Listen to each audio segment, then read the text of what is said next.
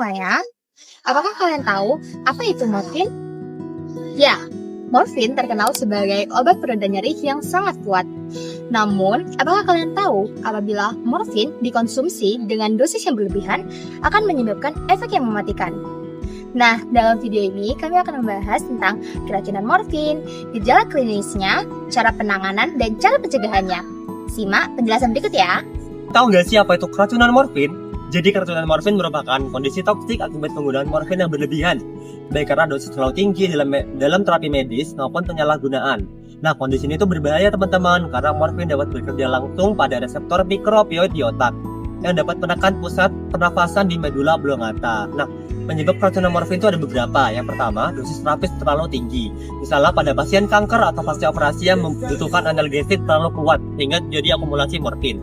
Yang kedua, penyalahgunaan jangka panjang yang dapat menimbulkan toleransi atau butuh dosis semakin besar lalu menyebabkan ketergantungan. Yang ketiga, penyalahgunaan atau abuse. Morfin suntik dapat lebih disukai oleh oknum-oknum penyalahgunaan karena efek euforia yang lebih cepat dan kuat. Dan terakhir, interaksi obat. Penggunaan morfin bersama dengan sistem syaraf pusat lain seperti benzodiazepin, alkohol, ataupun golongan barbiturat dapat meningkatkan resiko depresi pernafasan. Nah, selanjutnya adalah gejala keracunan morfin atau yang biasa dikenal dengan istilah trias overdosis opioid. Nah, ada apa aja sih itu? Yang pertama adalah pupil mengecil seperti titik atau yang biasa disebut dengan pinpoint pupils. Lalu yang kedua adalah penurunan kesadaran atau bahkan bisa juga terjadi koma. Lalu yang ketiga adalah depresi pernafasan seperti nafas melambat, dangkal ataupun berhenti.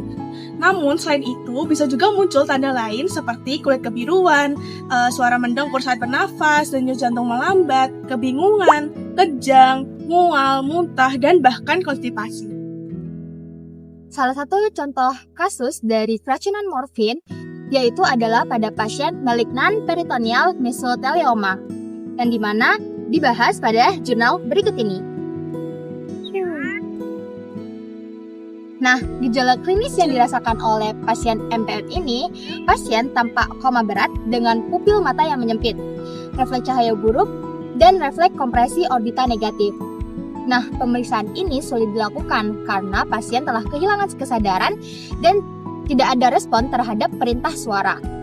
Dari pemantauan EKG, ditunjukkan hasil nadi 122 kali per menit, laju pernafasan 13 kali per menit, dan tekanan darah 100/69 mmHg.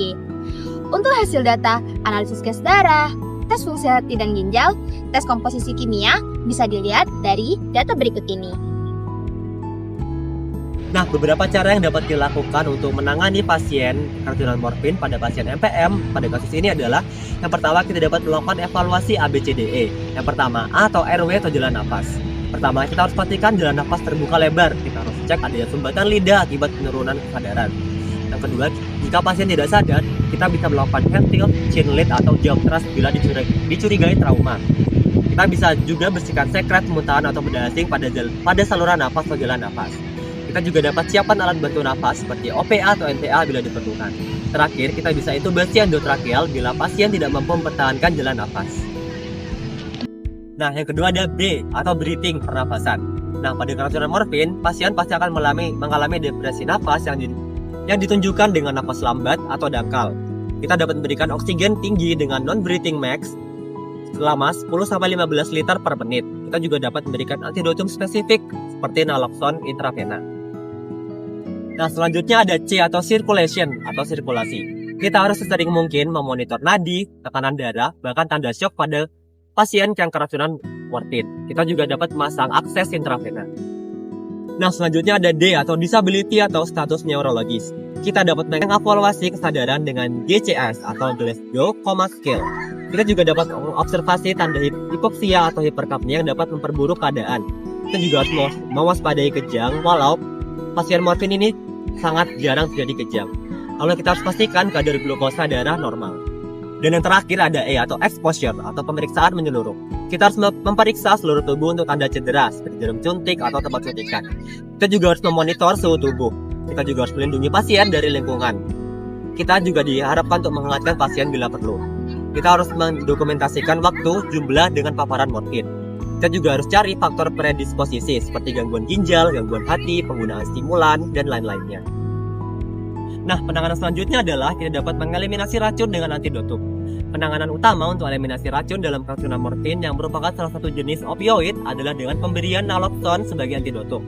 Tindakan ini harus dilakukan oleh tenaga medis profesional di fasilitas kesehatan seperti rumah sakit atau unit gawat darurat, karena keracunan morfin adalah kondisi gawat darurat yang dapat mengancam nyawa.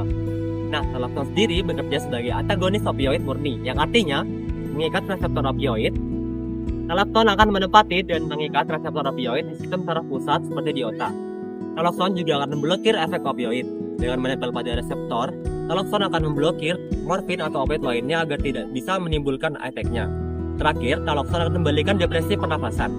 Efek yang paling mengancam jiwa dari overdosis morfin adalah depresi pernafasan. Naloxone sendiri dapat mencegah dan mempercepat memulihkan pola pernafasan normal pada korban.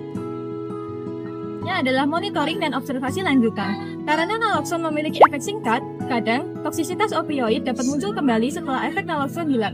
Maka dari itu, diperlukan observasi berkepanjangan, terutama jika morfin yang digunakan adalah dari sediaan yang bertahan lama. Lalu selanjutnya, monitor fungsi ginjal dan hati. Karena gangguan di kedua organ ini dapat memperlambat eliminasi dari morfin atau metabolit. Lalu yang terakhir ada periksa kemungkinan adanya interaksi dengan obat lain. Yang selanjutnya ada penyesuaian dosis dan pencegahan untuk masa depan. Bila kondisi pasien pratoksik, turunkan dosis morfin. Perhatikan penggunaan opioid acuan atau alternatif jika risikonya tinggi. Lalu, edukasi pasien dan keluarga tentang gejala toksisitas, misalnya sedasi yang tidak normal atau kesulitan bernapas, agar jika muncul akan cepat dikenali. Lalu yang terakhir, perhatikan pemilihan jenis opioid dan rute pemberian yang aman dan sesuai keadaan. Penanganan selanjutnya adalah dengan perawatan sportif lainnya. Yang pertama, penanganan cairan jika terjadi dehidrasi, dengan tujuan untuk menjaga elektrolit. Yang kedua, jika terdapat keracunan berat dan komplikasi, misalnya seperti aspirasi atau pneumonia dan semacamnya, maka ditangani sesuai kondisi. Lalu, ada penggunaan terapi tambahan apabila diperlukan, contohnya seperti ventilasi mekanik. Lalu yang terakhir, namun jika kondisi semakin memburuk, kita wajib membuat rujukan ke tenaga medis profesional. Dan yang terakhir adalah bagaimana cara mencegah keracunan morfin secara umum. Dikarenakan mencegah lebih baik daripada mengobati. Bagaimana sih langkah pertamanya? Yang pertama, diperiksa apakah pasien tersebut memiliki faktor risiko seperti gangguan pernapasan, penyakit paru, ataupun intoleransi terhadap opioid sebelumnya. Lalu yang kedua, memulai dengan dosis terkecil yang efektif, terutama bagi pasien yang belum pernah memakai opioid. Lalu yang ketiga adalah menggunakan alternatif non-opioid bila memungkinkan, baik obatan opioid ataupun terapi non-farmakologis seperti fisioterapi, terapi fisik, kompres, dan lain sebagainya. Lalu selanjutnya adalah dengan mengedukasi pasien dan keluarga mengenai resiko overdosis, cara penyimpanan aman, dan jangan berbagi obat, lalu jangan juga mencampur alkohol atau sedatif ataupun benzodiazepin. Lalu, akses ke naloxone dan pelatihan penggunaan bagi yang berkepentingan seperti tindakan penyelamat jika terjadi overdosis. Dan yang terakhir adalah memantau pemakaian dan efek samping secara berkala, evaluasi manfaat risiko, dan jangan menghentikan terapi secara mendadak jika sudah memakai dalam jangka yang panjang. Jadi, morfin adalah pedang bermata dua. Dia bisa menjadi penyelamat bagi pasien dengan nyeri hebat, tetapi juga bisa menjadi racun yang mematikan apabila digunakan secara sembarangan. Dengan penggunaan yang bijak, pemantauan ketat, serta pengetahuan tentang tanda-tanda keracunan, kita bisa mencegah bahaya ini. Sekian video yang kami buat. Mohon maaf apabila ada kesalahan kata. Wassalamualaikum warahmatullahi wabarakatuh. Bye-bye.